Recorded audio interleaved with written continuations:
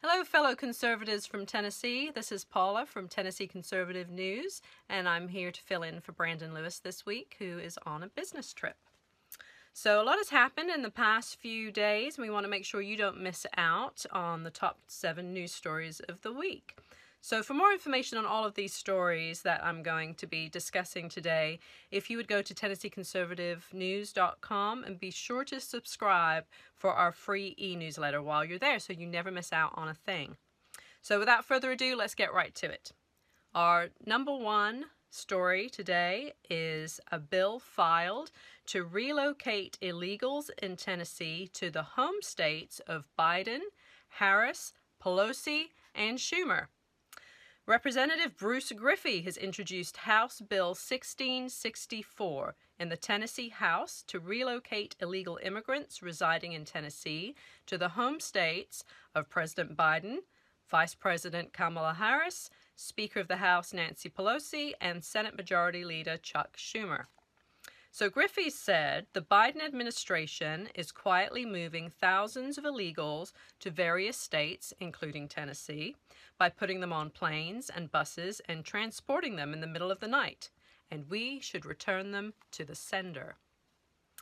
I personally think this is hilarious. I don't know if you think this is funny, but I think this is pretty amusing, but also brilliant.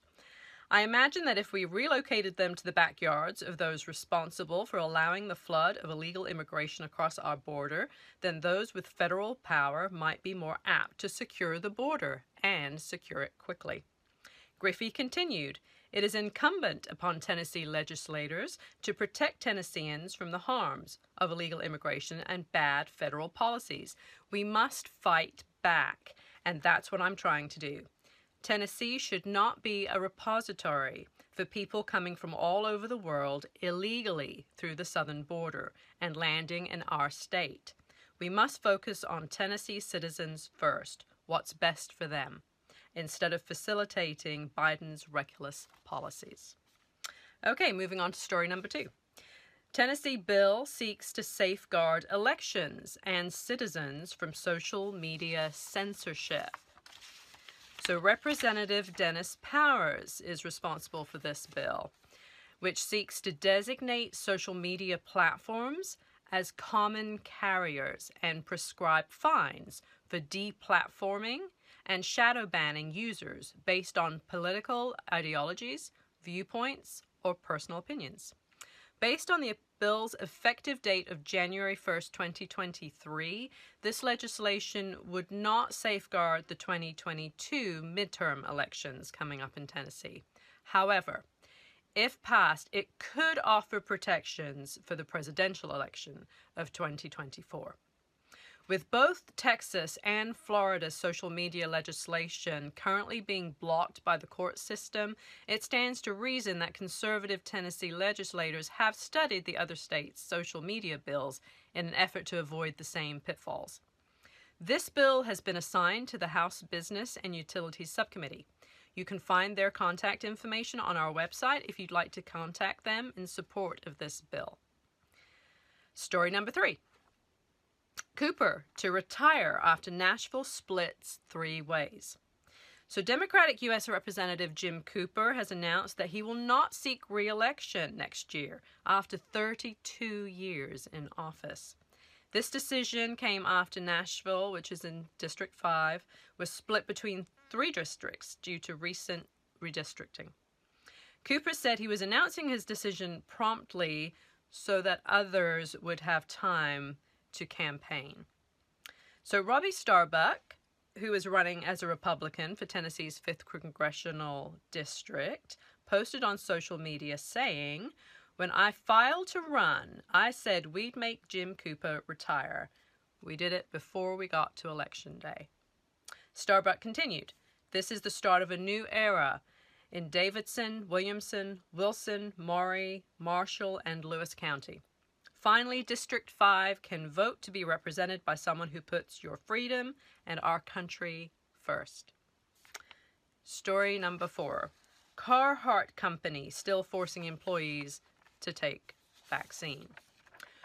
Carhartt, whose products have been ranked #1 among rural conservatives, say they plan to continue to mandate vaccines for their employees, despite the fact that the U.S. Supreme Court ruled against the Biden administration's vaccine requirements for large corporations, leaving many of their loyal customers calling for a boycott. And since that ruling, the Biden administration has actually withdrawn that mandate entirely, and yet I suppose they're still forcing this on their employees.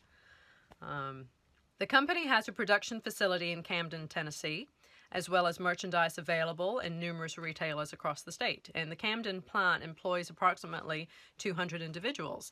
Now, if you've been paying attention to Gary over at Tennessee Stands, he says that according to Tennessee law, Title 14, I think it is, that any company that has employees in Tennessee, that means that there's a nexus in our state, and they have to abide by Tennessee law. So it'll be interesting to see what happens now, because the mandate has been removed by the Biden administration, which means that Tennessee law is the law that they need to be abiding by.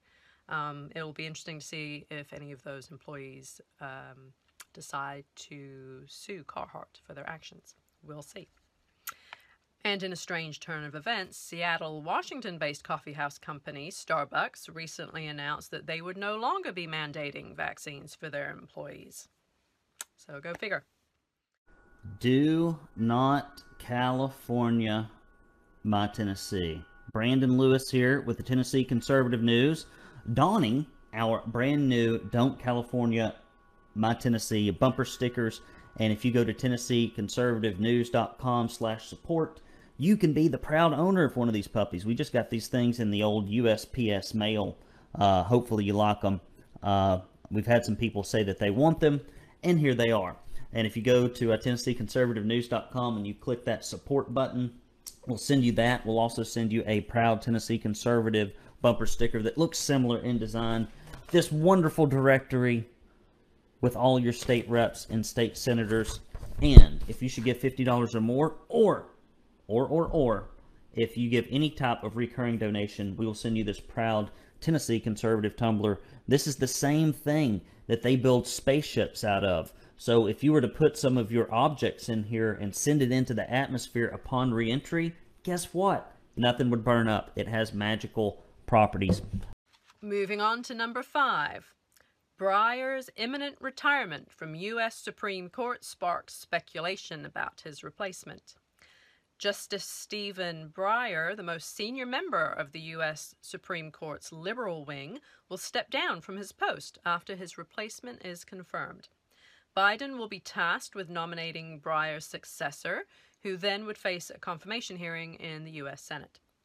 Biden pledged multiple times on the campaign trail to nominate a black female justice, emphasizing he is looking forward to making sure there's a black woman on the Supreme Court. Analysts have circulated several names already, including D.C. Circuit Judge Jackson, California Supreme Court Justice Kruger, and South Carolina District Judge Childs. Rumors have speculated that Vice President Kamala Harris could become the nominee, though the White House has given no credence to this idea. Moving on to number 6. Standout Second Amendment bills in Tennessee General Assembly. Representative Rusty Grills filed House Bill 1898 in the Tennessee House that aims to change the language of concealed and handgun carry permits to allow for the carry of any firearm they legally own. A self-defense protection bill by Representative Bruce Griffey has been assigned to the House Criminal Justice Subcommittee. Griffey's House Bill 1769 would require courts to provide reimbursements to defendants who are charged with criminal homicide and then later found to be not guilty by reason of self-defense. The bill also gives the courts authorization to order the prosecuting attorney or the state to pay damages for malicious prosecution. And then House Bill 1735, filed by Representative Chris Todd, seeks to lower the legal age for a concealed handgun carry permit from 21 to 18 years of age. And this bill has been assigned to the House Civil Justice Subcommittee. So for more information about these bills and for the contact info for the subcommittees, you can find the articles on our website, and that information is listed there. Lastly, we come to number 7.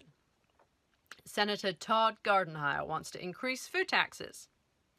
So Senator Todd Gardenhire of Chattanooga has proposed adding a 5-cent tax on certain plastic beverage bottles in a meager attempt to address food deserts in Tennessee.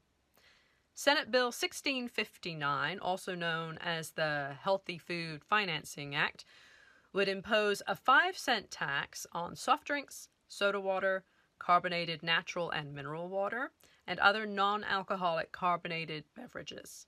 This would impact plastic containers sized at 1 gallon or less. The funding raised from the new tax would be used to provide retailers with financing to open, renovate, or expand their grocery store options in areas that are considered low to moderate income areas, many of which are said to be underserved.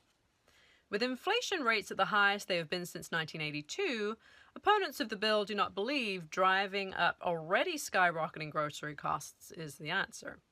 The irrationality of imposing additional taxes on individuals who are already impoverished leaves many confused as to just how beneficial the tax would be. Others believe that government should simply stay out of business dealings altogether, and I agree. But the bill has been assigned to the Senate Commerce and Labor Committee, and you can find that contact information on our website in that article. Well, that's it. That is your TennCon Big 7 for this week. It's been great talking to you all. Brandon will be back in the captain's chair next week, and I hope you all have a fantastic weekend.